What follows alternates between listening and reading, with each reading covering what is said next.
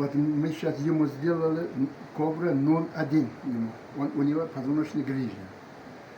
Завтра делаешь гадюка. Вот здесь написано гадюка.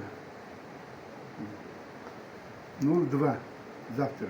Потом один день отдыхает он. Еще потом кобра, Кей написал я, 0,2. Потом гадюка 0,3.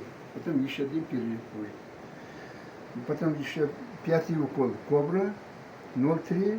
Гадюка 0,4 будет. И еще один день перерыв.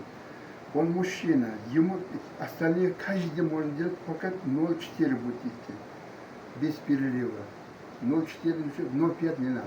0,4 до конца будет идти. Это один курс будет. Но здесь мы написали сюда 10 уколов, но здесь будет где-то 15 уколов. Это его полный. Остальные 5 уколов. Потом еще будет идти, потом 0,4 будет идти. 0,5 не надо. Вот диета есть у него. Яйцо, морж, горох, кофе, казы здесь нету, в Ташкенте есть казы, спиртное, дыни, семечко, кола и орех, и рыба. И когда течение рыба, это можно. Когда вот хавуз держит рыба, этого нельзя, потому что они всякими гормонами кормят. Поэтому нельзя.